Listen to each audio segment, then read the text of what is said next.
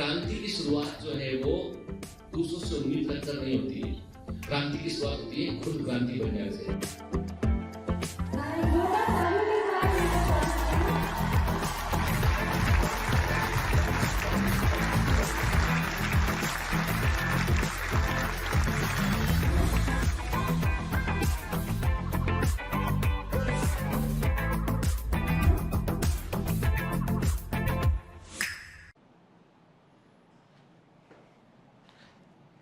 Hello commandos, welcome to Biomentors classes online. I am doctor Jitendra Singh. तो चलिए human health and disease में आगे बढ़ते हैं। तो पिछली क्लास में हमने कई सारी डिजीज के बारे में बात किया था और मैंने पहले भी आपसे बेटा कहा है कि कई बीमारियां ऐसी हैं जो एनसीईआरटी में जिनके बारे में विस्तार से मेंशन नहीं है, पर between the lines of NCERT पुराने एग्जाम के ट्रेंड को देखते हुए, एनटीए के लेटेस्ट मॉडल पेपर को देखते हुए, जो वो मॉक टेस्ट दे रहे हैं उनको देखते हुए हमें उन बीमारियों को कवर करना पड़ेगा। ठीक है ना? यानी बाद में हमारे पास ये नहीं होना चाहिए कि हमने क्यों नहीं पढ़ा, इसको क्या छूट गया हमसे, नहीं है ना। हमको ये देखना है कि पिछले एग्जाम में, पिछले सालों में एग्जाम में किस तरीके के क्वेश्चन पूछे गए हैं। ठीक है, आपकी एमसीक्यू बुक में मोस्टली क्वेश्चन एग्जाम वाले होते हैं, वो किस तरह के क्वेश्चन दिए गए हैं। ठीक है, फिर जो एनटीए अपना मॉक टेस्ट ले रहा है उसमें क्वेश्चन डाल रहा है, मतलब आपको उन चीजों के बारे में पता होना चाहिए। ठीक है ना? तो कई बच्चे मुझसे बार बार बोल रहे हैं सर आप बिल्कुल एनसीईआरटी पर फोकस कीजिए। तो क्लियर कर दूं बेटा, मैं यहां क्लास 12वीं के लिए नहीं पढ़ा रहा हूं।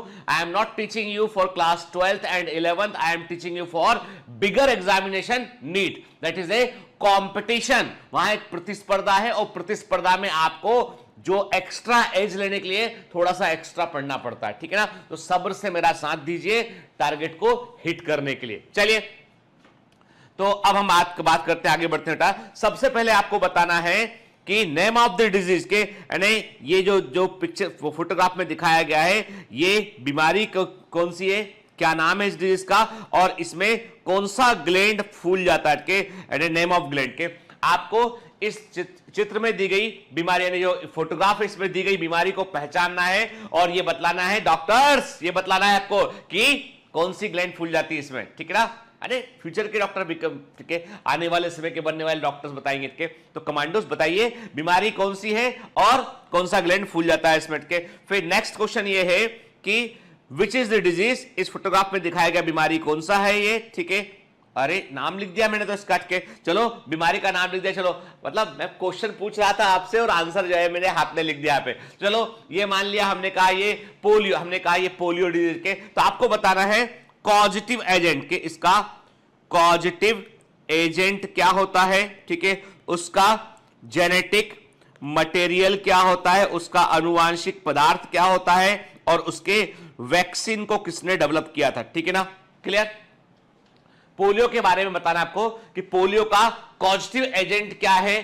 ठीक है, ये उस पॉजिटिव एजेंट का जेनेटिक मटेरियल क्या होता है और वैक्सीन का डेवलपमेंट किसने किया, किन साइंटिस्ट को वैक्सीन की खोज का श्रेय दिया जाता है। ठीक है, फिर आपको बताना है एनी 4 डिजीज, आपको बताना है 4 बीमारियों के नाम बताइए करके, एनी 4 डिजीज जो कि एडीज मॉस्किटो से होती हैं। ठीक है, एडीज मॉस्किटो से होने वाली 4 बीमारियों के नाम बताइए, क्या आपकी पसंद है। ठीक है, कौन सी बीमारी आपको जो है वो लुभावनी लगती है, किस बीमारी के बारे में आप पढ़ना चाहते हैं वो चुन लीजिए। आपको, मेरे को बस इतना है और सब बच्चों को आंसर करना है। 4 डिजीज के नाम बताइए जो एडीज मॉस्किटो के थ्रू फैलती है। किसके थ्रू फैलती है? एडीज। आपको मलेरिया नहीं बतलाना है। ठीक है, आपको एलिफेंटेसिस नहीं बतलाना है, वो क्यूलेक्स से फैलता है, मलेरिया एनाफिलिस से फैलता है। केवल एडीज मॉस्किटो से फैलने वाली 4 बीमारियों के नाम बताएंगे आप। ठीक है, क्लियर? चलो, अब जहां बात खत्म की थी हमने जिका वायरस पे, तो जिका वायरस के बारे में बात करते हैं। तो आपको मैंने बताया था कि WHO को एक बड़ा अद्भुत जो है वो इंसिडेंस देखने मिला कि अफ्रीका के कुछ हिस्सों में, के कुछ अफ्रीकन हिस्सों के अंदर देखा उन्होंने कि जो नए बेबी, जो बच्चे बॉर्न हो रहे हैं, उन बच्चों के सिर छोटे हैं के, और सिर का छोटा होना जो है बच्चे के ब्रेन के प्रॉपर डेवलप ना होने का इंडिकेशन होता है। इस कंडीशन को हम लोग माइक्रोसेफेली कहते हैं। क्या बोलते हैं? माइक्रोसेफेली कहते हैं। ऐसे बच्चे जो है वो सामान्य नहीं रहते हैं, ये बच्चे जो है वो स्पेशल चाइल्ड होते हैं, मतलब इनको बहुत केयर की जरूरत पड़ती है, उतना अधिक ब्रेन का डेवलपमेंट नहीं होता है, और इनका सोचना समझना सब कुछ कमजोर होता है इनका। ठीक है, मतलब आप कह सकते हैं आपके एक नॉर्मल ह्यूमन बीइंग के समान ये अपनी लाइफ को नहीं गुजार पाते हैं, माइक्रोसिफेली कहते हैं, और कई बार जो है बाल्यावस्था में जो है उनकी डेथ भी आती है। तो देखा इन्होंने कि WHO ने कि कुछ हिस्से ऐसे जहां पे बच्चे जो है वो ऐसे बच्चे को जन्म हो रहा है जिनका सिर छोटा है, तो उन्हें लगा शायद अनुवांशिक कोई कारण होगा इसका, लेकिन सरप्राइजिंगली व्हाट दे फाउंड, जब रिसर्च किया मालूम चला कि it is a virus infection. सोचिए एक वायरस इन्फेक्शन जो है, जो एक व्यक्ति को होता है तो व्यक्ति में 90% तक एसिम्प्टोमेटिक है, पता ही नहीं चलेगा उसे कि क्या हुआ। प्रेग्नेंट महिला को मच्छर ने काटा, प्रेग्नेंट महिला को कोई सिम्टम ही नहीं आया, लेकिन बच्चे का सिर छोटा रह गया। One of the dangerous thing जो आने वाली पीढ़ी को भी अफेक्ट कर रही है, यानी फीटस जो मां के गर्भ में उसको भी अफेक्ट कर रहा है। ऐसी खतरनाक बीमारी है जिका वायरस डिजीज। ठीक है, चलिए है ना, तो जिका वायरस के बारे में बात करते हैं। For anyone who plans to travel to Zika affected area, कहा जाता है वहां पे मॉस्किटो बाइट से बचने की कोशिश करनी होती है आपको। और बेसिकली आप क्या देख रहे हैं, आपको दिखाई पड़ रहा है ये साउथ अमेरिकन कॉन्टिनेंट में आपको दिखाई पड़ रहा है बेसिकली, और आपको यूएसए के अंदर भी, मैक्सिको के अंदर भी ये जो है वो ऐसे केसेस आपको देखने मिलते हैं इनके। और जिका वायरस का इंफेक्शन भी किससे फैलता है, मॉस्किटो के काटने पर फैलता है इनके। और ये इंफेक्शन जो है मदर से बेबी में पहुंच सकता है इनके। और इसके मैंने कहा ना आपसे कि इसके लिए रिस्पॉन्सिबल क्या है, एक वायरस होता है के। और ये जो वायरस होता है इसमें भी क्या होता है, इसका भी जेनेटिक मटेरियल क्या होता है, सिंगल स्ट्रैंड आरएनए होता है। मनुष्य के लिए जो वायरस जो सबसे तेजी से म्यूटेशन करते हैं, जिनके लिए वैक्सीन बनाना थोड़ा कठिन होता है, वो आरएनए वायरस होते हैं के। स्मॉल पॉक्स वायरस में डबल स्ट्रैंड डीएनए था जेनेटिक मटेरियल के रूप में, इसलिए उसका वैक्सीन हम सक्सेसफुली बना पाए और उसका प्रभाव भी लंबा रहा। जो भी आरएनए कंटेनिंग वायरसेस होते हैं ना, उनका वैक्सीन जो है वो आपको समय समय पर बूस्टर डोज उसका देना पड़ता है। ये वायरस भी अपना स्ट्रेन चेंज करते हैं।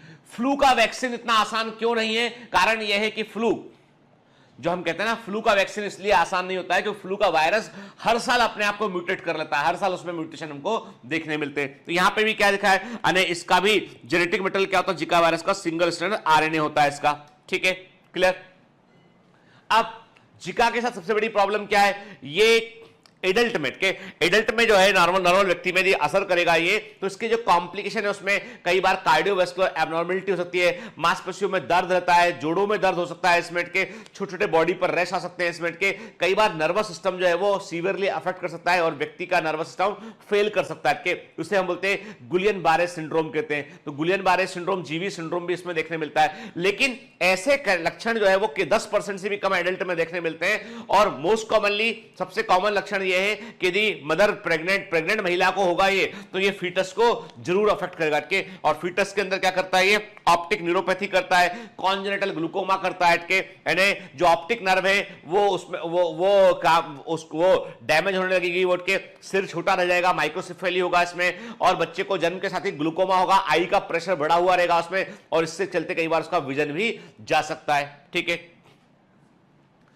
किससे फैलता है, किस मॉस्किटो से फैलता है ये भी एडीज। ठीक है, एडीज मॉस्किटो, मैंने कहा ना आपसे कि एडीज मॉस्किटो एक जो है सेल्समैन है बीमारियों का, यानी Aedes mosquito is like a salesman, कि भैया ये बीमारी भी मेरे पास, वो बीमारी मेरे पास, मतलब ये सबसे खतरनाक मच्छरों में से एक है के। तो एडीज इजिप्टी जो है वो उसके थ्रू फैलता है के। क्लियर। देखो आप नॉर्मल हेड को और माइक्रोसिफेली को हमने कंपेयर किया, आप देख रहे हैं माइक्रोसिफेली में ब्रेन का डेवलपमेंट कम हो पाता है।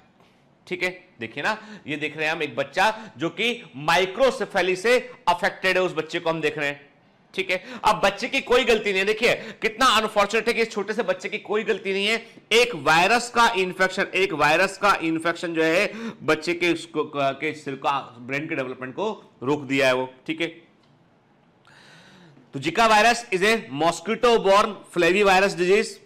पहली बार इसको युगांडा में 1947 में मंकीज में देखा गया। आप देखिए ना, आपको अधिकांश बीमारियों में यह मालूम चलेगा कि ये बीमारियां जो है वो एनिमल्स की थी और जो ह्यूमंस में आ गई के। मोस्ट ऑफ द डिजीज जो है वो आपको खतरनाक बीमारियां आपको जो है वो जूनोटिक मिलेंगी, मतलब एनिमल से क्रॉसओवर डिजीज है जो एनिमल से ह्यूमंस में आ गया है। ठीक है, it was later identified in humans in 1952 in Uganda and Tanzania के।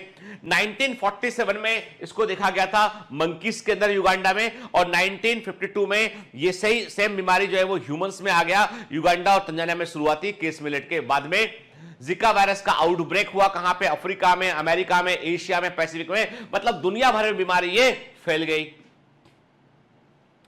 Zika virus disease is caused by a virus transmitted primarily by Aedes mosquito which bite during the day. याद रखना बेटा, दिन में जो मच्छर काट रहा है ना, आपको मानकर चलना 99% दिन में जो मच्छर काट रहा है वो एडीज मॉस्किटो है 99% के, और जो आपका हम कहते हैं एनोफिलिस मॉस्किटो होता है, बेसिकली प्रेफर करता है रात में काटना। वो पहले क्या लोग बोला करते थे, आपने सुना होगा, पहले पापा या मम्मी बोला करते थे कि शाम के समय खिड़कियां बंद रखा करो, मच्छर अंदर आ सकते हैं। तो वो शाम के समय जो इवनिंग में जो मच्छर घर में अंदर आया करते थे ना, वो एनाफिलिस मॉस्किटो होते थे। अब लेकिन सुबह भी खिड़की बंद रखनी पड़ती है क्योंकि मच्छर दिन में आता है, वो होता है एडीज मॉस्किटो होता है। ठीक है, तो हम क्या बात करते हैं इसमें कि ये एडीज मॉस्किटो से फैलता है, दिन में जनरली काटता है। सिम्टम्स क्या होते हैं इसके? माइल्ड सिम्टम होते हैं इसमें, फीवर, बॉडी पर रेश का आना, कभी कभी जो है आंखों में कंजक्टिवाइटिस, आंखें आ जाती हैं, इसमें कंजक्टिवाइटिस होता है, आंखें रेडनेस इन आईज आता है, उसे कंजक्टिवाइटिस कहते हैं। मस्कुलर पेन होता है, ज्वाइंट पेन होता है, थकान रहने लगती है, हेडेक रहता है, और symptom typically last for 2 to 7 days के। ये लक्षण जो होते हैं वो 2 से 7 दिन तक रहते हैं। Zika virus infection during pregnancy can cause infant to be born with microcephaly। ये एग्जाम का क्वेश्चन है कि इंपॉर्टेंट। जिका वायरस का इंफेक्शन जो है प्रेगनेंसी में इंटरफेयर करता है और ये इन्फेंट को जो है माइक्रोसेफेली करता है इन्फेंट के अंदर क्या, एंड कॉन्जेनिटल माल फॉर्मेशन करता है, इसलिए इसको हम कॉन्जेनिटल जिका सिंड्रोम कहते हैं, इसलिए हम कॉन्जेनिटल जिका सिंड्रोम भी कहते हैं इसको। ठीक है, और ये सबसे खतरनाक बात है भाई, किसी एक व्यक्ति को हुआ, 2-4 दिन में चला गया, बीमारी समझ में आती बात के, लेकिन इसमें क्या होता है वो आने वाली जनरेशन को भी अफेक्ट कर देता है। ठीक है, infection with Zika virus is also associated with other complications of pregnancy, जैसे कि प्री टर्म बर्थ होता है, मिस कर जाता है। कई बार क्या होता है कि जिका वायरस के इन्फेक्शन से बच्चे का जन्म समय से पहले आता है, कई बार जो है गर्भपात रहता है, हम कहते हैं मिस कैरी जाता है, यानी फीटस जो है वो अबॉर्ट कर जाता है अपने आप ही। And increase risk of neurologic complication is associated with Zika virus. याद रखिएगा, जिका वायरस जो है वो बेसिकली न्यूरोलॉजिकल कॉम्प्लिकेशन प्रोड्यूस करता है, ये न्यूरोलॉजिकल कॉम्प्लिकेशन प्रोड्यूस करता है, ये नर्वस सिस्टम पर अटैक करना प्रेफर करता है, it prefer to attack on the nervous system, ये नर्वस सिस्टम में तंत्रिका तंत्र पर जो है वो अटैक करता है। ठीक है, क्लियर? जैसे कि इससे एक सिंड्रोम होता है जिससे बोलते हैं गुलियन बारे सिंड्रोम कहते हैं, कि ये भी एक प्रकार का नर्वस फेल होता है, व्यक्ति की बॉडी में लकवा मार जाता है पूरा के। न्यूरोपैथी और माइलाइटिस भी इससे होता है। ठीक है, जो तंत्रिका तंत्र होते हैं, नर्व जो है वो डैमेज होने लगती है इसमें के, और जो है वो इसके अलावा हम कहते हैं कि मस्कुलर डैमेज भी इसमें तेजी से होता है। ठीक है, to date total 86 countries and territories have reported evidence of mosquito transmitted Zika infection. ठीक है ना, देखिए हमारे यहां तो भी क्या इतना टेस्टिंग हुआ नहीं इसका जिका वायरस का, लेकिन ये है कि कहा जाता है कि ऑलमोस्ट कई देशों के अंदर ये फैल चुका है। इसलिए किसी जगह पर देखिए, आपको बता दूं मिनट के, किसी जगह पर जो है माइक्रोसेफेली वाले बच्चे यदि अधिक संख्या में दिखाई पड़ते हैं तो इस बात की सूचना जिला अस्पताल को होना चाहिए कि जिका वायरस का इंफेक्शन तो नहीं है। क्योंकि देखिए कई बीमारियां ऐसी जो बाहर की बीमारियां हैं जो अभी हमारे इंडिया में कहर ढा रही है। जैसे आपने सुना होगा जापानीज एनकेफेलाइटिस के बारे में, के उत्तर प्रदेश के अंदर जो है अस्पतालों के अंदर छोटे बच्चों की बड़ी संख्या में डेथ हुई। उस डेथ को लेकर पॉलिटिकल विवाद भी हुआ बहुत कुछ के, और बड़ी सारी समस्याएं फेस करनी पड़ी सरकार को भी और लोगों को भी, और छोटे छोटे बच्चों की डेथ होने लगी। बीमारी थी जापानीज एनकेफेलाइटिस, एनसेफेलाइटिस भी बोलते हैं उसको, हम लोग मेडिकल में एनकेफेलाइटिस कहते हैं उसको। ठीक है, तो कई बीमारियां ऐसी जिसके बारे में हम पता ही नहीं लगा पाते और वो लोगों को अफेक्ट कर रही है, ऐसी जिका वायरस भी एक बीमारी है इस तरह की। ठीक है, तो जिका वायरस जो है हम देख रहे हैं इसमें बेटा कि जो है वो 86 कंट्री तक ये फैल चुका है ऑलमोस्ट। ठीक है, इसका भी genetic material single strand RNA होता है। ठीक, इंक्यूबेशन पीरियड कितना होता है? 3 to 14 डेज का इंक्यूबेशन पीरियड होता है। देखिए The majority of people infected with Zika virus do not develop symptoms। के कई लोग ऐसे होते हैं जिनको जो है वो जिका वायरस का इन्फेक्शन होता है उनमें कोई सिम्टम डेवलप नहीं होता है के, और इसलिए प्रॉब्लम ये होती है कि कोई सिम्टम डेवलप नहीं होता है तो वो अपने आप को बीमार नहीं समझते हैं तो उनको मच्छर काट के दूसरे को काट लिया दूसरे को, और इसमें क्या, इसके चलते क्या होता है, जो प्रेग्नेंट महिला होती है वो खतरे में आती है, बच्चे खतरे में आते हैं। ठीक है, आपको बता दूं मैं कि कई बीमारी जैसे कि हम कहते हैं कि लोग बाग जो है कोरोना वायरस को लोगों ने अभी गंभीरता से लेना बंद कर दिया। क्यों? बिहार के अंदर बहुत तेजी से फैल रहा है, क्यों जो है गंभीरता से लेना बंद कर दिया? क्योंकि लोगों को लगता है कुछ नहीं, जो काम हुआ है इसमें, लेकिन ये नहीं पता लोगों को कि 2 से 5% लोग ऐसे हैं जिनमें कि कोरोना वायरस ऐसा सिम्टम देगा कि बचा पाना मुश्किल हो जाएगा, और वो 2-5% कोई भी हो सकता है। इसलिए सावधानी सबसे इंपॉर्टेंट चीज है, ठीक है। There is no treatment available for Zika virus infection, कोई ट्रीटमेंट नहीं होता है। Protection against mosquito bite during the day and early evening is the key measure to prevent the Zika virus infection. के मतलब कम से कम इस बात को इंश्योर कीजिए कि दिन के समय मच्छर ना काटे, शाम शुरू होने के पहले मच्छर ना काटे। अर्ली इवनिंग की मतलब है 5-6 बजे के आसपास के, तब जो है वो कहा जाता है कि सबसे अधिक एडिस मॉस्किटो दिन में तो काटता है, सबसे अधिक एक्टिवली काटता है 5 से 6 बजे के बीच में। एंड एडिस मॉस्किटो के बिहेवियर को भी स्टडी किया साइंटिस्ट ने, कहा कि एडिस मॉस्किटो सबसे एक्टिवली काटता है शाम के 5 से 6 बजे के बीच में, ठीक है ना। Special attention should be given to prevention of mosquito bite among pregnant women of reproductive age and young children, के उनको प्रोटेक्शन देना चाहिए। अब आप बोलोगे सर मच्छर को टाइम कैसे मालूम चलता है? मैं समझ गया आप क्या सोच रहे हो, आप बहुत तेज है, आप एकदम सोच रहे हो कि सर ने बोल दिया 5 से 6 बजे के बीच काटता है, तो क्या घड़ी देख लेता है मैं मॉस्किटो के कि 5 बज गया है कि चलो पार्टी शुरू करते हैं, अब खून पीने की पार्टी शुरू करते हैं? ऐसा नहीं। एक्चुअली क्या होता है, जितने भी एनिमल होते हैं ना, इनको एक इनर सेंस होता है। किस चीज का सेंस होता है इनको एक इनर सेंस होता है कि सूरज ढलने वाला है, कि अब ये फीड करने का टाइम हो गया है। इनके अंदर एक प्रेरणा होती है इस चीज के। दूसरा क्या होता है कि इवनिंग के समय तक जो है ह्यूमन बॉडी होता है ना, उसका भी टेम्परेचर है, हमारी बॉडी भी जो है, ये मच्छर जब हमको देखता है ना तो इसको केवल ग्रीन और रेड पैच दिखाई पड़ते हैं। इसको हमारी बॉडी में केवल ग्रीन और रेड पैच दिखाई पड़ते हैं, और रेड पैच जो होते हैं ना वो मतलब वहां से हमारी इंफ्रारेड रेडिएशन निकल रही होती है, ये हमारी रेडिएशन को देखकर अट्रैक्ट होता है। आपने देखा होगा कुछ लोगों को मच्छर अधिक काटते हैं और कुछ को कम काटते हैं। जिनको मच्छर अधिक काटते हैं उनका खून मीठा नहीं है, उनकी बॉडी का मेटाबॉलिज्म थोड़ा सा हायर साइड है, इसलिए वो अधिक हीट को इमिट करते हैं, और उस हीट के इमिट करने पर मॉस्किटो अट्रैक्ट होकर वहां तक पहुंच जाता है, ठीक है। ये नॉर्मल मॉस्किटो बिहेवियर का स्टडी है, ठीक। Aedes mosquito breed in small collection of water around home, school and work site. जहां पानी इकट्ठा होगा वहां पनपेगा ये। It is important to eliminate this mosquito breeding site.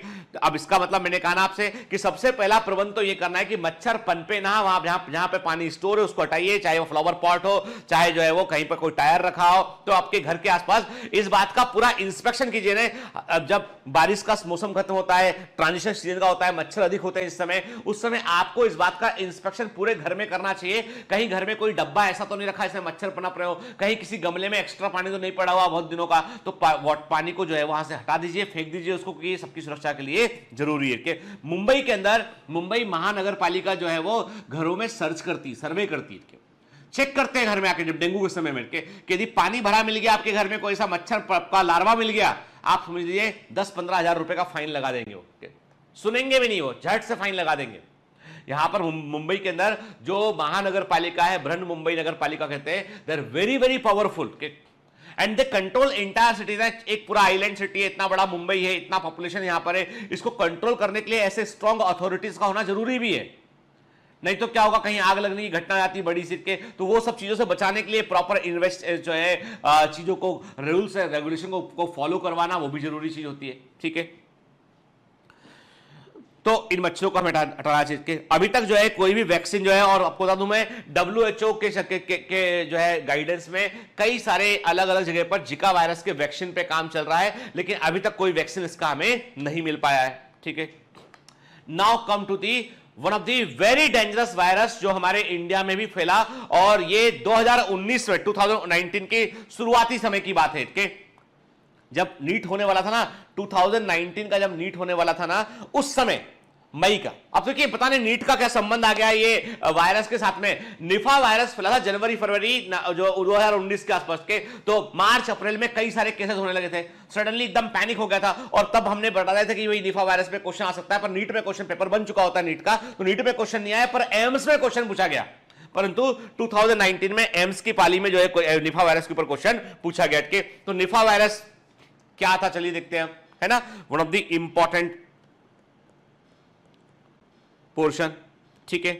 अब निफा वायरस जो है it is again A zoonotic virus, के ये भी एक जूनोटिक वायरस है, के ये भी एक एनिमल ओरिजिन का वायरस है। और इंटरेस्टिंग बात ये कि ये कैसे फैलता है, कि ये जो वायरस है ना, ये बैट चमगादड़ के अंदर, चमगादड़ बड़ी खतरनाक होती है, कि ये बैट के अंदर नेचुरली रहता है। ये वायरस बैट के अंदर, चमगादड़ के अंदर नेचुरली रहता है। और ऐसी कुछ चमगादड़ होती हैं जो फलों का रस पीती हैं। तो ये चमगादड़ जब उन फलों को खाती हैं तो उन फलों में ये वायरस पहुंच जाता है, ठीक है, और वो फलों में अंदर रह जाता है और वो फल पकने के बाद नीचे गिर जाते हैं। और जो पिग होते हैं वो पिग उन फलों को खा लेते हैं। अब ये वायरस पिग की बॉडी में चला जाता है थ्रू दैट फ्रूट। पिग की बॉडी में वायरस गया और ऐसे पिग को यदि इंसान खा ले, ऐसे पिग को यदि इंसान खा ले या पिग के क्लोज कांटेक्ट में रहे, या तो उसे खा ले पिग को, वोट के पॉर्क को खा ले इसको, या वो पिग के क्लोज कांटेक्ट में रहे, तो ये वायरस ह्यूमन बॉडी के अंदर पहुंच जाता है। और ये ह्यूमन बॉडी के अंदर सबसे खतरनाक होता है। आप सोचिए कि जो चमगादड़ है, बैट है, बैट में इस वायरस का कोई असर नहीं होता। ये वायरस चमगादड़ों में कुछ नहीं कर पाता है, बस ग्रो करता था उसके अंदर के। पिग में भी कोई बड़ा असर नहीं पड़ता है, परंतु ह्यूमंस के अंदर ये गंभीर बीमारी के रूप में आता है, ठीक है।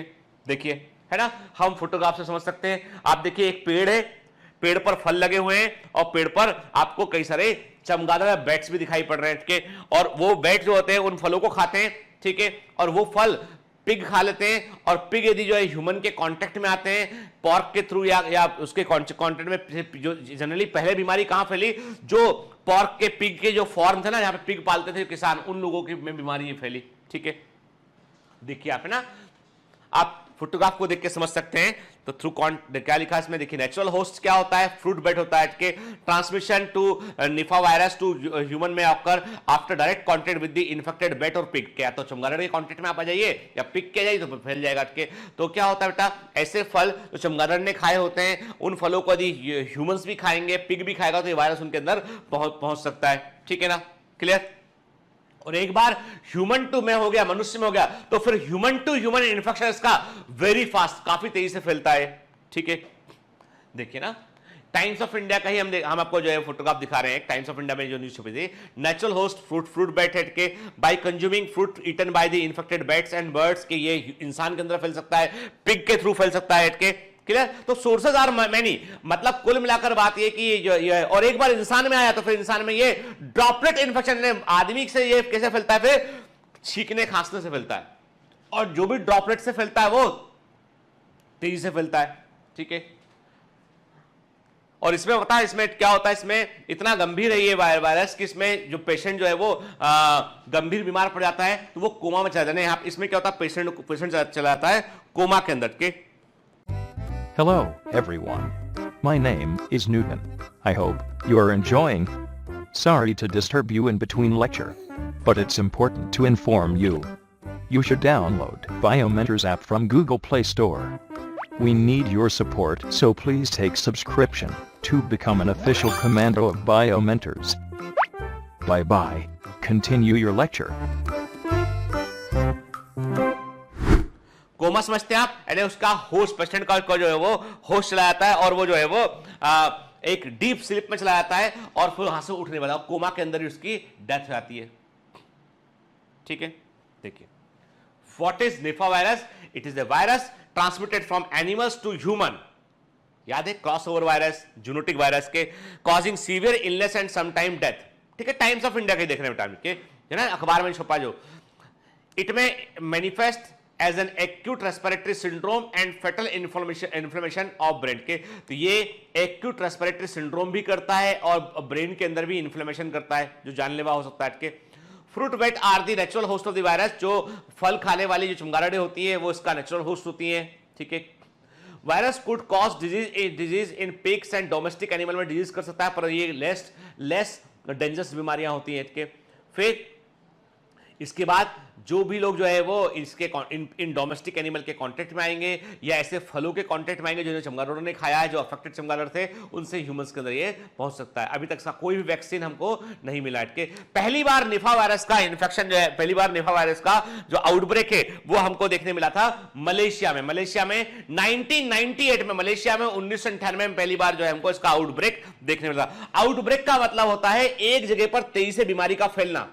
That place is known as epicentre, के कोई भी एपिडेमिक जो एक जगह पर फैलना शुरू करती है उसे हम बोलते हैं इपी सेंटर कहते हैं के, और इसके कई सारे केसेस जब मिलते हैं तो उसको हम बोलते हैं आउटब्रेक कहते हैं। और ये सारी टर्मिनोलॉजी जो होती है वो सोशल एंड प्रिवेंटिव मेडिसिन की टर्मिनोलॉजी होती है। एंड मेडिकल कॉलेज में जब आप पहुंचेंगे तो आपको एक सब्जेक्ट पढ़ना पड़ेगा पीएसएम। पीएसएम का फुल फॉर्म होता है प्रिवेंटिव एंड सोशल मेडिसिन के। तो प्रिवेंटिव एंड सोशल मेडिसिन में आपको पढ़ना पड़ता है आउटब्रेक, एपिडेमिक, सारे वर्ड पढ़ने पड़ते हैं। तो मैंने आपको बताया कि एपिडेमिक एक जगह में तेजी से फैलने वाली बीमारी होती है, एपी सेंटर वो जगह, वो प्लेस जहां से बीमारी तेजी से फैल रहा है, ठीक है। और आउटब्रेक का मतलब है नंबर ऑफ केसेस वहां पे आपको बीमारी के देखने मिलते हैं, ठीक है। देखिए, और सबसे बड़ी बात है कि ये बीमारी का मोर्टेलिटी रेट काफी ऊपर था। इसमें यदि एक बार इन्फेक्शन हो जाए तो इसमें बचा पाना थोड़ा सा मुश्किल हुआ करता था। इसमें के देख रहे हैं आप, यानी जब फिलीपींस के अंदर जो है वो ऑस्ट्रेलिया में और फिलीपींस में फैला है तो 60 से 80% मोर्टेलिटी देखने मिला हमें के। मलेशिया और सिंगापुर में 40% मोर्टेलिटी देखने मिला। बांग्लादेश और इंडिया में 70 से 90% मोर्टेलिटी। आप देखिए 90% संभावना है आदमी मर जाएगा। सोचिए आप कितना गंभीर बीमारी था इसके। Symptoms fever, headache, drowsiness, disorientation, mental confusion और कोमा, ये इसके सिम्टम। बुखार आएगा, सर दर्द रहेगा के, आदमी को जो है वो नींद सी आती रहेगी पूरे समय के, फिर उसको जो है वो अपने आसपास का होश नहीं रहेगा, बड़बड़ाना शुरू करेगा, आदमी डिसओरिएंटेड हो जाएगा, उसे मेंटल कंफ्यूजन उसको हो जाएगा और फाइनली कोमा में चला जाएगा व्यक्ति और फिर लौटकर कभी नहीं आएगा के। और इसका इंक्यूबेशन पीरियड जो है 5 से 14 डेज का है, इसमें के 5 से 14 दिन का इसका इंक्यूबेशन पीरियड होता है, ठीक है। क्लियर? तो ये देखा हमने बेटा ना कि कब इन्फेक्शन इसका फैला क्या। तो ये मैं आपको अलग अलग, ये हम देख रहे हैं इंटरनेशनल नेशनल न्यूज़पेपर को देख रहे हैं, हम उसका हिस्सा देख रहे हैं। तो actually this is one of the very very dangerous disease की बात करें के, और ये वेस्ट बंगाल के अंदर और जो है इसके अलावा जो है आपका केरला के अंदर भी इसका आउटब्रेक हमें देखने मिला, ठीक है। निफा वायरस के, निफा virus is A zoonotic virus के, ये एक जूनोटिक वायरस है। मतलब क्या होता है बेटा इसका, मैंने बताया जो एनिमल से ह्यूमन में आता है and can also be transmitted through the contaminated food and directly between people के, यानी ऐसा फूड जो चमगादड़ के द्वारा कॉन्टामिनेटेड है, ऐसे फलों के खाने से ये फैल सकता है, ठीक है। इसीलिए कई लोग बोलते हैं, मैं देखता हूं कई लोग बोलते हैं कुछ फल होता ना, कुछ फल को किसी ने खाया, तोते का खाया हुआ फल है, कुछ तोते का खाया हुआ फल है तो मीठा होगा जरूर के, गलत है। कोई भी एनिमल यदि किसी फल को खाया है, फल कुछ कुतरा हुआ है, खाया हुआ है, तो मत खाइए उसको, क्योंकि जरूरी नहीं कि तोते ने खाया उसको के कोई, और तोते का भी हम क्यों भरोसा करें, हम किसी दूसरे एनिमल का यदि खाया हुआ झूठा हम खाते हैं तो हमारे अंदर वायरस आने की संभावनाएं बढ़ जाती हैं। कि आप सोचो जो एनिमल ही खा लेते हैं तो उसमें भी एक कंडीशन है, यदि एनिमल को प्रॉपरली, यदि कोई नॉन वेजिटेरियन है और प्रॉपरली कुक करके नहीं खाते हैं, प्रॉपरली कुक करके नहीं खाते हैं तो बीमारियां फैल सकती है।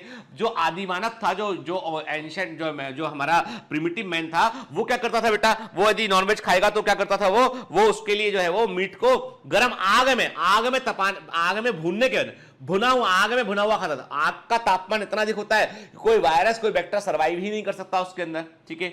लेकिन हाल ही में ट्रेंड आया पार्शियली कुक फूड काट के, तो ऐसा नहीं है ना, मीट जो होता है जो वो हमेशा प्रॉपरली कुक्ड ही व्यक्ति को खाना चाहिए। In infected people, it causes a range of illness from asymptomatic subclinical infection to the acute respiratory illness and fatal encephalitis। के ब्रेन के इन्फेक्शन को हम बोलते हैं एनकेफेलाइटिस कहते हैं के। The virus can also cause severe disease in animals, pig में, ठीक है। मैंने आपसे कहा ना बेटा कि ये पिग में, आपको पिग में भी बीमारी करता है, लेकिन पिग में इसके सिम्टम काफी कम देखने मिलते हैं, बट देयर में भी सम पिग जिनमें सीवियर डिजीज हो सकता है, ठीक है। और कई बार ये बीमारी का यदि कुछ पावरफुल स्ट्रेन फैलता है तो पिग फॉर्म के अंदर भी डेथ होने लगती है। Infected people initially develop symptoms including fever, headache, माइल्जिया, मांसपेशियों का दर्द होता है, वोमिटिंग, गला खराब रहता है, ठीक है। उसके बाद व्यक्ति को जो है वो डिजीनेस, चक्कर आने लगेगा, उसको थकान रहने लगेगी, फिर उसका कॉन्शियसनेस की समझ में नहीं आएगा दिन और रात का, किससे लोगों को भूलना शुरू करेगा और वो बड़बड़ाना शुरू कर देगा व्यक्ति के, और न्यूरोलॉजिकल साइन आने लगेंगे जो कि एक्यूट एनकेफेलाइटिस के सिम्टम होते हैं, ठीक है। कई लोगों में जो है आपको कुछ लोगों में आपको एटिपिकल निमोनिया देखने मिलेगा आपको, और सांस लेने में उन्हें दिक्कत देखने मिलेगी, और उनको फिर हमें जो है एडमिट करना पड़ेगा, वेंटिलेटर भी लगाना पड़ सकता है, ठीक है। तो एनकेफेलाइटिस और सीजर के, यानी ब्रेन का सीवियर इन्फेक्शन होता है, और उसके बाद जो है वो व्यक्ति को जो है वो मिर्गी का दौरा पड़ता है, सीजर्स बोलते हैं।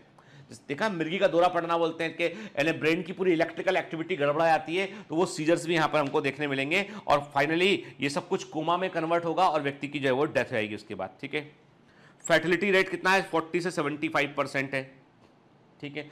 जो कोरोना वायरस में 2 से लेके 5% रहा है, अलग अलग कंट्री में अलग अलग वेरी करके, यानी कोरोना वायरस कोविड-19 का जो फर्टिलिटी रेट है वो 2 से लेके 5% है। आप सोचिए निफा वायरस का 40 से लेके 75% है, ठीक है। किन केसेस की बात कर रहे हैं हम, जो केसेस जो है वो जिनको हॉस्पिटलाइज किया गया, उन केसेस की बात कर रहे हैं हम, ठीक है। This rate can be vary by outbreak depending on local capabilities of the epidemiological surveillance and clinical management के डिपेंड करता है कि मोर्टिलिटी से सिंगापुर में मोर्टिलिटी कंपैरेटिवली कम हुआ क्योंकि वहां पर कारण ये कि मेडिकल फैसिलिटीज बहुत बेहतर है, के इंडिया में 70 से 90% तक भी देखा गया क्योंकि यहां पे कई जगह पर मेडिकल फैसिलिटीज प्रॉपर नहीं है, ठीक है। Nipah virus can be transmitted to human from animals से, बैट और पिग से, and contaminated food and also from transmitted directly from human to human, ठीक है। फ्रूट बैट जो होते हैं वो टेरोपोडिडी फैमिली के होते हैं बेटा, नेचुरल होस्ट होते हैं निफा वायरस के। कोई भी वैक्सीन अभी तक इसका ज्ञात नहीं है हमें कि चाहे एनिमल्स के लिए हो बोले, हमें जो है वो पीपल्स के लिए बोले, कोई वैक्सीन हमारे पास नहीं है अभी। केवल और केवल हमको सिम्टोमेटिक यानी व्यक्ति पेशेंट जब एडमिट करते हैं तो उसका बुखार कंट्रोल में रखो, ठीक है, उसको फ्रूट सप्लाई करते रहो उसको, और बाकी हमारे पास कोई इलाज का प्रॉपर नहीं है। In 2018 annual review of WHO and R&D blueprint list, यानी WHO का एक विंग है बेटा, जो वर्ल्ड हेल्थ ऑर्गेनाइजेशन का एक विंग है जो रिसर्च एंड डेवलपमेंट में रोल प्ले करता है कि कोई वायरस नया आया है तो उसके बारे में कौन सा वैक्सीन बनाने का तरीका क्या हो सकता है, उस पर वो निगरानी रखता है। तो उन्होंने बताया उसको कि इस ये इतना खतरनाक वायरस है कि इसके लिए हमें एक वैक्सीन की एज सुन एज पॉसिबल जरूरत है। तो वो कह रहे हैं कि इस वायरस के बारे में हमें विस्तार से, निफा वायरस के बारे में विस्तार से अध्ययन करना है, डिटेल्ड स्टडी करना है, और as soon as possible we want vaccine for this virus, क्योंकि ये बहुत खतरनाक है। 40 से लेके आप देखिए 70% तक जो है मोर्टिलिटी इसके अंदर प्रेजेंट है, इसलिए इसको कंट्रोल में करना जरूरी है, ठीक है। During the first recognize outbreak in Malaysia which also affected Singapore, most human infections resulted from direct contact from sick pig to their contaminated tissue or their contaminated tissues। के मैंने कहा ना ये पिग से पहले इंसान के अंदर आया हुआ है, Transmission is thought to be occurred by unprotected exposure of secretion from the pig and unprotected contact with the tissue of the sick animal, ठीक है ना। In subsequent outbreak in Bangladesh and India, consumption of fruit और fruit product के जो raw date palm है, खजूर का जो जूस होता है, ठीक है, पाम जूस उसको बोलते हैं, उसमें चमगादड़ों का इन्फेक्शन था, और ये जो है फ्रूट बैट जो उसके यूरिन से और सलाइवा से ये इन्फेक्टेड थे, उसके थ्रू इन्फेक्शन इंडिया के अंदर फैला, क्योंकि इंडिया में हमारे यहाँ पे जो है वो पिग फार्म भी बड़ी संख्या में नहीं है और लोग उतना जो है वो उतना कंजम्पशन भी हमारे यहाँ पे उसका नहीं है, ठीक है। जो पोर्क का कंजम्पशन वेस्टर्न कंट्रीज में पोर्क का बहुत जमकर कंजम्पशन है, हमारे यहाँ पे उतना नहीं है। तो कहते हैं हमारे यहाँ पे जो फैला है वो फैला है बेसिकली जो खजूर के रस को इकट्ठा करते हैं गुड़ बनाने के लिए, या उसको इकट्ठा करते हैं किसके लिए, अल्कोहल बनाने के लिए। तो वहां पर जो है वो रस के अंदर जो है वो चमगादड़ का यूरिन या सलाइवा प्रेजेंट होगा, जिससे वो इन्फेक्शन हमारे यहाँ पे फैल गया वो शुरू में, ठीक है। Then come to the next disease के आप इस आंख को देखकर क्या बता पाएंगे आपके, यानी मैं आपसे कहता हूं कि यदि किसी की आई ऐसी दिखाई पड़ रही है तो आप क्या बोलेंगे, आप बोलेंगे कि सर इसको पीलिया है, इसको जॉइंडिस, क्या आप बोलेंगे सर इसको जॉइंडिस, इस व्यक्ति को जॉइंडिस हो सकता है, इसको पीलिया हो सकता है, यही बोलेंगे ना आप, ठीक है। बिल्कुल सही वाली बात है। और याद रखिए जॉइंडिस कोई बीमारी नहीं है, जॉइंडिस इज ए सिम्टम, के jaundice is not a disease, it is a symptom. Jaundice कोई बीमारी नहीं है बेटा, जॉइंडिस एक सिम्टम होता है, के यानी ये इस बात का इंडिकेशन होता है कि जो बाइल पिगमेंट है वो प्रॉपरली इलिमिनेट नहीं हो पा रहे, प्रॉपरली उनका इलिमिनेशन हम नहीं कर पा रहे हैं, इसका सिम्टम है, के ये इस बात का इंडिकेशन है कि चूंकि बाइल पिगमेंट का हम प्रॉपर इलिमिनेशन नहीं कर पा रहे हैं, इसका मतलब फॉल्ट जो है वो लिवर में है या लिवर की डक्ट में, फॉल्ट लिवर के अंदर है या लिवर की डक्ट में फॉल्ट है, इस बात को वो इंडिकेट करता है। कि मतलब ये है कि जॉइंडिस, जैसे बुखार एक सिम्टम है ना, वैसे जॉइंडिस भी एक सिम्टम है, कई कारणों से हो सकता है, लेकिन एक बात को ये इंडिकेट करता है कि problem lies with the liver and the duct of the liver, उसकी प्रॉब्लम है, ठीक है, जिसके कारण बाइल पिगमेंट प्रॉपरली जो है वो एलिमिनेट नहीं हो पा रहा है, ठीक है। और सबसे खतरनाक बीमारी जिसको हम जानते हैं वो है हेपेटाइटिस बी, के हम सब जानते हैं कि it is the most dangerous disease, के सब कहा जाता है कि सबसे ने one of the most infectious disease, ठीक है, सबसे अधिक तो कॉमन कोल्ड होता है, बताया था बस one of the most infectious disease के, यानी शुरू की जो सबसे अधिक संक्रामक बीमारियां होती है उसमें से एक हेपेटाइटिस बी होता है। लेकिन अच्छी बात यह है कि ये इन्फेक्शन जो है वो केवल बॉडी फ्लूइड, ये केवल बॉडी फ्लूइड्स के थ्रू होता है के, मतलब सामने वाले व्यक्ति का ब्लड ट्रांसफर क्या ब्लड के थ्रू होगा, बॉडी फ्लूइड के थ्रू होगा ना, या जो हम कहते हैं कि जो अनप्रोटेक्टेड जो सेक्स करते हैं उसके थ्रू हो सकता है के। तो मतलब ये दैट इज ऑल्सो है ना, ये भी एक प्रकार से जो है वो सेक्सुअल कॉन्टेक्ट से बीमारी भी फैल सकती है कि हेपेटाइटिस बी उससे फैल सकता है। तो बेसिकली सबसे बड़ा कारण होता है इसका कि जो बॉडी फ्लूइड्स के थ्रू ये फैल सकता है, ठीक है। इसमें भी क्या होता है, इसमें भी हेपेटिक लिवर काम करना बंद करता है, कई बार जॉन्डिस होगा लिवर काम करना बंद कर देगा तो हम बोलेंगे इसे हेपेटिक एनकेफेलोपैथी कहते हैं इसको, हम के लिवर काम करना बंद करेगा, इसका असर आपके ब्रेन पे ही पड़ता है। एसाइटिस होगा यानी एल्बुमिन का प्रोडक्शन लिवर में से कम हो जाएगा और बॉडी के अंदर जो है पानी भरने लगेगा, फिर के एसाइटिस होगा। फिर हम देखते हैं इसमें जो है वो ब्लड क्लॉटिंग जो है प्रॉपर नहीं हो पाएगी, पैरों में हाथों में सूजन रहने लगेगी बॉडी के अंदर के, और ईसोफेगस से स्टमक से ब्लीडिंग होने लगेगा और पूरे स्किन में जो है पूरे समय इचिंग होता रहेगा। ये हेपेटाइटिस बी के जो है वो सिम्टम होते हैं, ठीक है। 28 जुलाई ठीक है, 28 जुलाई को हम मनाते हैं वर्ल्ड हेपेटाइटिस डे। 28 जुलाई को हम वर्ल्ड हेपेटाइटिस डे को हम सेलिब्रेट करते हैं कि just to create the awareness about the hepatitis, के लोग समझें इसको कि ये गंभीर बीमारी है, ठीक है। अब क्या होता है देखो, हेपेटिक वर्ड का मतलब होता है लिवर के, और आइटिस का मतलब होता है इन्फ्लेमेशन के। हेपेटिक मतलब है लिवर, ठीक है, और आइटिस का मतलब होता है इन्फ्लेमेशन, ठीक है। तो ये एक तरह का क्या है, लिवर में होने वाला इन्फ्लेमेशन है, लिवर का इन्फेक्शन के। तो हेपेटाइटिस जो है 5 प्रकार के वायरस से होता है, hepatitis A virus, hepatitis B virus, hepatitis C virus, hepatitis D virus और हेपेटाइटिस ई वायरस के। तो 5 मुख्य तरह के वायरस हमें ज्ञात है, ए बी सी डी ई के, क्लियर।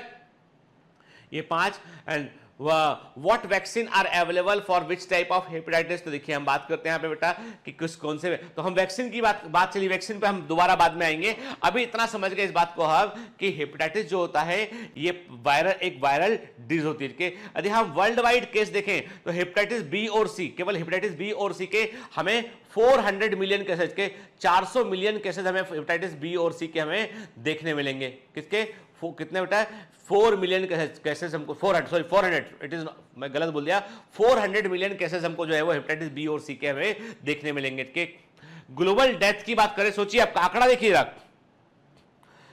1.4 मिलियन पीपल के, कितना होगा ये, 14 लाख लोग के हर साल मर जाते हैं केवल हेपेटाइटिस बी से के, हर साल।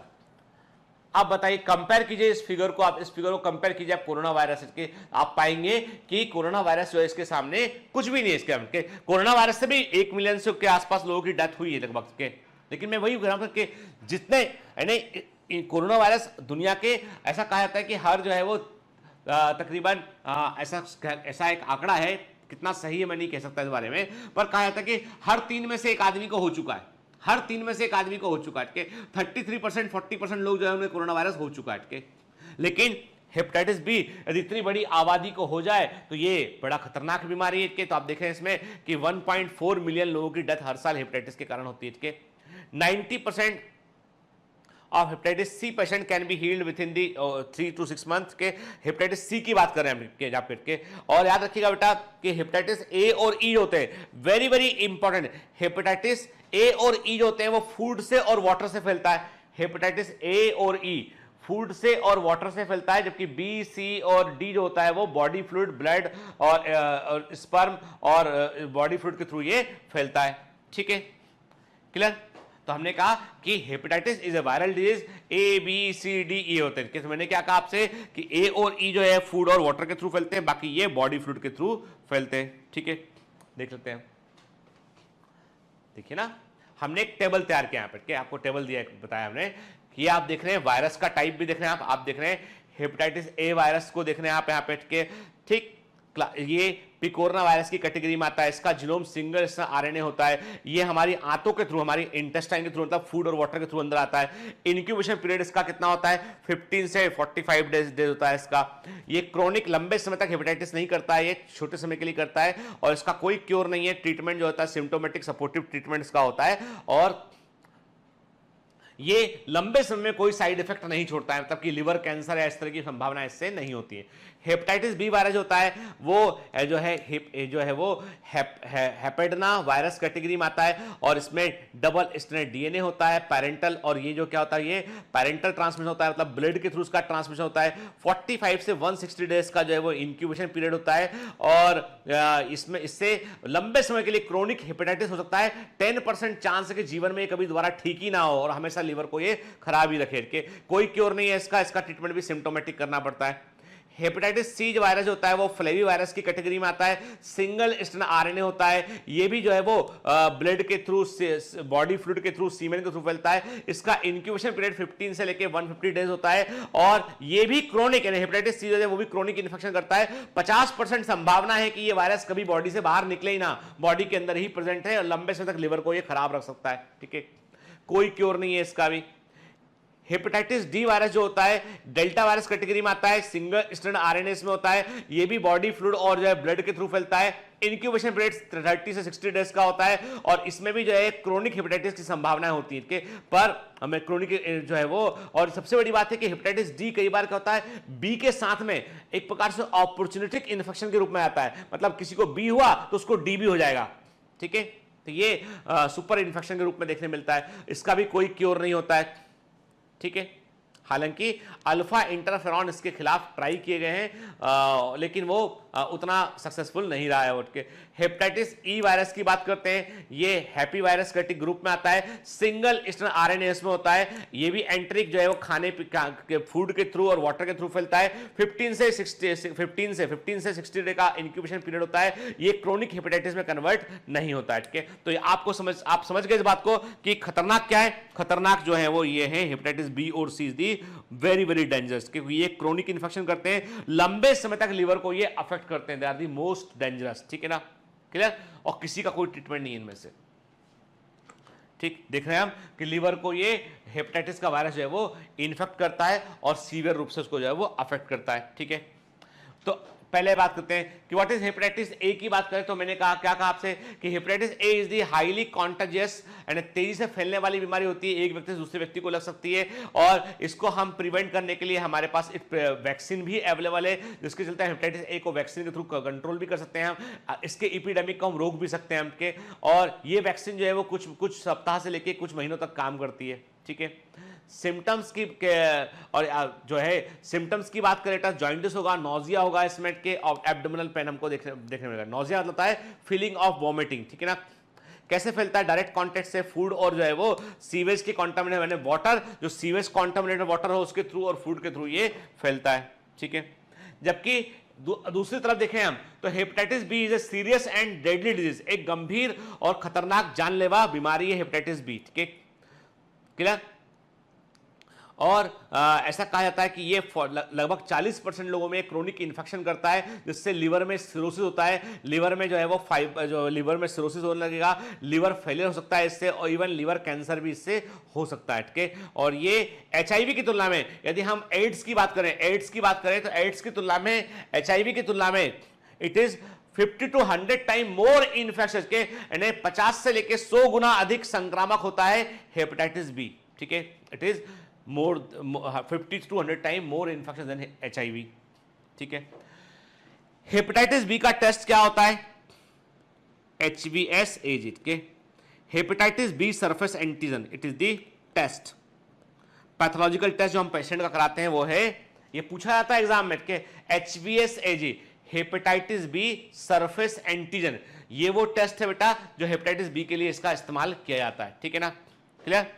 और हेपेटाइटिस बी में के क्रोनिक इन्फेक्शन में क्रोनिक हेपेटाइटिस होगा बेटा, लंबे समय तक लिवर में हेपेटाइटिस का वायरस प्रेजेंट रहेगा, वहां पे लिवर के टिश्यू को डैमेज करेगा, वहां पे लिवर सिरोसिस होगा, और फाइनली लिवर में ये जो है वो 3 से 5% पेशेंट में ये लिवर कैंसर भी प्रोड्यूस करेगा, जो डेथ का कारण बनेगा। ठीक है, ऐसा कहा जाता है कि सबसे अधिक कैंसर जो होता है वो होता है स्मोकिंग के कारण के। सबसे अधिक कैंसर जो होता है वो स्मोकिंग के कारण होता है, लंग कैंसर। और उसके बाद नंबर 2 पे सबसे अधिक कैंसर जो होता है वो हेपेटाइटिस बी वायरस के कारण होता है, और वो होता है लिवर कैंसर। क्या ठीक है?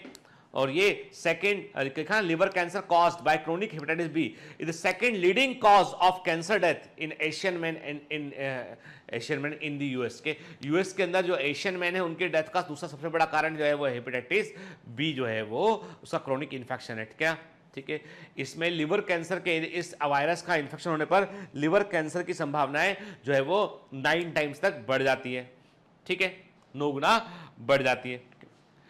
तो एक बात और ये भी बात देखी गई बेटा कि हेपेटाइटिस बी और सी जो होते हैं they are the common liver infection among the people living with HIV के।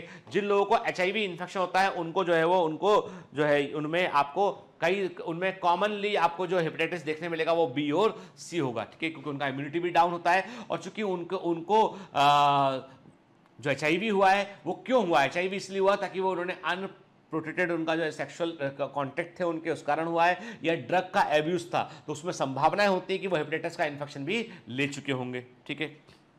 हालांकि हेपेटाइटिस बी का वैक्सीन अवेलेबल है, इट इज प्रिवेंटेबल। और ये वैक्सीन जब आप मेडिकल कॉलेज में पहुंच जाएंगे ना तो आप सबको ये वैक्सीन लगवाना ही पड़ेगा, क्योंकि मेडिकल कॉलेज में आप ब्लड को छूने से नहीं बच सकते हैं, आप जो है बॉडी फ्लूइड सेक्रेशन से नहीं बच सकते, वहां पे आपको पेशेंट के साथ रहना पड़ेगा, आपको उनको ट्रीट करना पड़ेगा। तो हर डॉक्टर के लिए कंपलसरी होता है हेपेटाइटिस बी का वैक्सीन लगवाना। ठीक है? क्लियर? तो ये हेपेटाइटिस क्या होता है? It is a liver infection caused by hepatitis virus, highly infectious disease होता है। ये ए बी सी डी देखा मैंने 2 मेजर टाइप की बात करेंगे, हम ए और बी की यहां बात करेंगे एग्जाम के पॉइंट ऑफ व्यू से।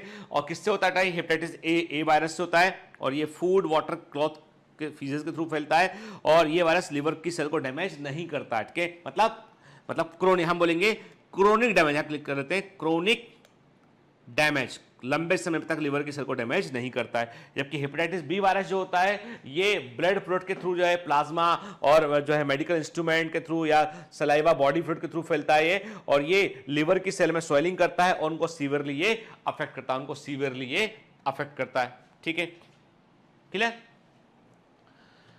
सिंपल सी बात है, हेपेटाइटिस में के लिए कौन से लोग अधिक रिस्क में हैं? एक तो वो लोग रिस्क में हैं जो अनसेफ इंजेक्शन लगवाते हैं, जैसे कई बार होता है ना, कई बार सड़क किनारे कोई ऐसा दवाखाना प्रेजेंट है जिसमें डॉक्टर सर्टिफाइड है या नहीं है, रजिस्टर्ड मेडिकल प्रैक्टिस है या नहीं है, हमको नहीं मालूम है। कई लोग ऐसे होते हैं जो इस तरह के दवाखाने जो सड़क, मैंने देखा एक बार कोई वीडियो देखा मैंने कि सड़क किनारे एक व्यक्ति कुछ सामान लेके बैठा है, वो लोगों का डेंटल ट्रीटमेंट कर रहा है। ठीक, अच्छी बात है, वो स्किल अच्छी बात है, लेकिन ये है कि उसका जो तरीका काम करने का था वो अनहाइजीनिक है, उससे दूसरे इन्फेक्शन लग सकते हैं। तो कई लोग ऐसे दवाखानों में चले जाते हैं जहां पे डॉक्टर है कि नहीं ये भी पता नहीं होता है, तो कई बार वो एक ही सिरिंज का कई लोगों में इस्तेमाल कर लेते हैं, जो कि बिल्कुल ही गलत है। कॉस्ट कटिंग करने के लिए डिस्पोजेबल सिरिंज में थोड़ी सी पैसा खर्च करना पड़ता है, लेकिन ऐसे लोग क्या करते हैं, वो पेशेंट की शॉर्ट टर्म बेनिफिट को देखते हुए कई बार स्टेराइल सिरिंजेस का इस्तेमाल नहीं करते हैं। तो ऐसे मेडिकल प्रोसीजर जहां पे कि प्रॉपर स्टेराइजेशन नहीं होता उससे फैल सकता है। और जो लोग अनसेफ सेक्सुअल कॉन्टेक्ट में इन्वॉल्व रहते हैं उनमें हो सकता है मदर से बेबी को हो सकता है, और कई बार जो है वो लोग जो ड्रग एब्यूज करते हैं उनके अंदर भी ये होने की संभावनाएं बढ़ जाती है। ठीक है, याद रखिएगा, जो वैक्सीन हेपेटाइटिस बी का जो वैक्सीन है उसको हमने जेनेटिक इंजीनियरिंग, उसको हमने अनुवांशिक अभियांत्रिकी से हमने बनाया हुआ। ठीक है, जो हेपेटाइटिस बी का वैक्सीन आज अवेलेबल है वो रिकॉम्बिनेंट डीएनए टेक्नोलॉजी से बनाया है। उसे कैसे बनाया गया बेटा? उसको हमने रिकॉम्बिनेंट डीएनए टेक्नोलॉजी से वैक्सीन को हमने तैयार किया है। याद रखिए, देखिए लिखा ना, जेनेटिक इंजीनियरिंग पूछा गया एग्जाम में के it is the vaccine that is prepared by the genetic engineering, इसको हमने अनुवांशिक अभियांत्रिकी से तैयार किया इस वैक्सीन को हमने। ठीक है, चलिए अब नेक्स्ट क्लास में हम बात करेंगे कोरोना वायरस फैमिली की बीमारियों के बारे में, सार्स के बारे में बात करेंगे हम, मर्स के बारे में बात करेंगे हम, और कोविड-19 के बारे में बात करेंगे नेक्स्ट लेक्चर में। आज इतना काफी, क्योंकि बहुत सारा इंफॉर्मेटिव लेक्चर है ये, बहुत सारी इंफॉर्मेशन थी इसके अंदर, दिमाग में रखिएगा बेटा, एग्जाम में क्वेश्चन आते हैं और ये मैच दी कॉलम में अधिकांश क्वेश्चन इसमें से आपको देखने मिलेंगे। तो इसलिए कुछ भी जो आप पढ़ रहे हैं वो इररिलेवेंट नहीं है, कुछ भी मैं नहीं, ऐसा नहीं कि मैं रैंडम कुछ पढ़ा रहा हूं, मैं वही पढ़ा रहा हूं जो आपके कोर्स का हिस्सा है, जो आपके एमसीक्यू बुक में पूछा गया है, जो पहले के एग्जाम में आया हुआ है, और जिसके आने की संभावना है, क्योंकि हमने कहा ना आपसे कि एक कंपटीशन में आप एक फिक्स फॉर्मेट पर नहीं चल सकते, कंपटीशन में आपको अपना स्पेक्ट्रम बड़ा रखना होता है, ठीक है ना बेटा। तो चलिए पढ़ते रहिए, मेहनत करते रहिए, ऑल द बेस्ट।